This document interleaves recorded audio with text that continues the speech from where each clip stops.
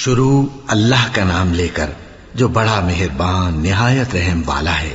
الف لام میم، یہ کتاب یعنی قرآن مجید، اس میں کچھ شک نہیں کہ اللہ کا کلام ہے، پرہیزگاروں کے لیے رہنما ہے جو غیب پر ایمان لاتے اور آداب کے ساتھ نماز پڑھتے اور جو کچھ ہم نے ان کو عطا فرمایا ہے اس میں سے خرچ کرتے ہیں،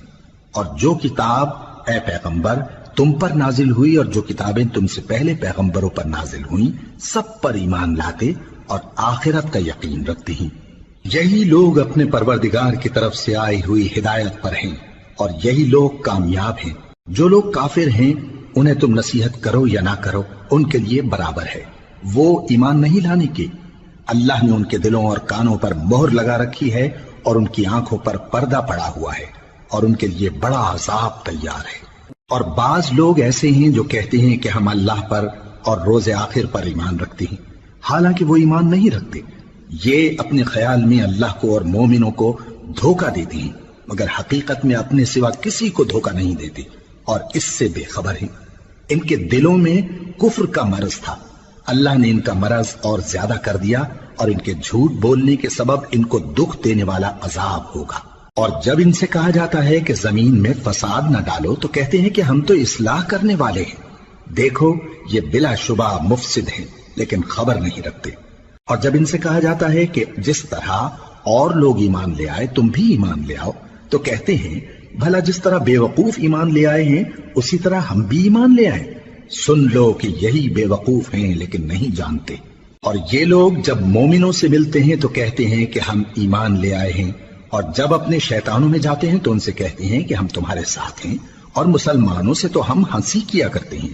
ان منافقوں سے اللہ ہنسی کرتا ہے اور انہیں مہلت دیا جاتا ہے کہ شرارت و سرکشی میں پڑے بہک رہے ہیں۔ یہ وہ لوگ ہیں جنہوں نے ہدایت چھوڑ کر گمراہی خریدی تو نہ تو ان کی تجارت ہی نے کچھ نفع دیا اور نہ یہ ہدایت یاب ہی ہوئے۔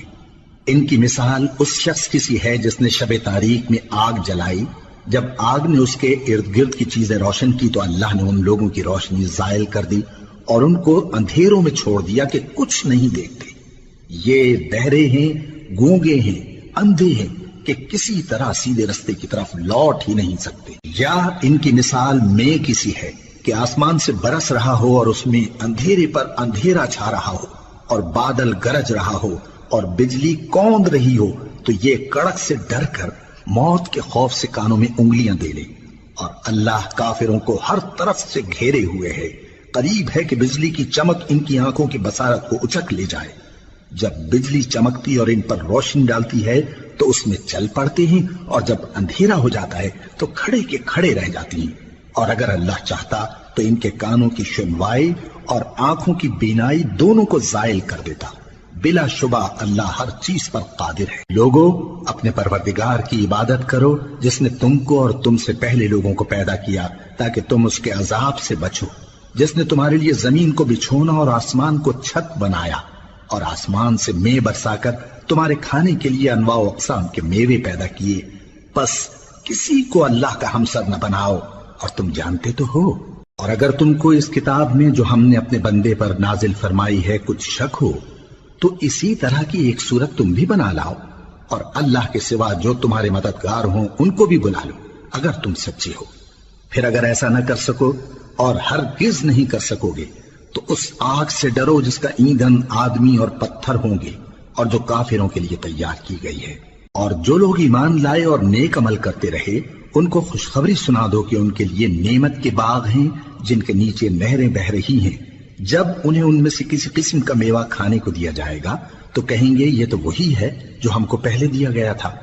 اور ان کو ایک دوسرے کے ہم شکل میوے دیے جائیں گے اور وہاں ان کے لیے پاک بیویاں ہوں گی اور وہ بہشتوں میں ہمیشہ رہیں گے۔ اللہ اس بات سے آر نہیں کرتا کہ مچھر یا اس سے بڑھ کر کسی چیز مثلا مکھی مکڑی وغیرہ کی مثال بیان فرمائے۔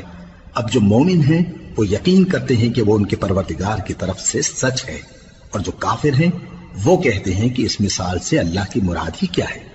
اس سے اللہ بہتوں کو گمراہ کرتا ہے اور بہتوں کو ہدایت بخشتا ہے، اور گمراہ بھی کرتا ہے تو نافرمانوں ہی کو،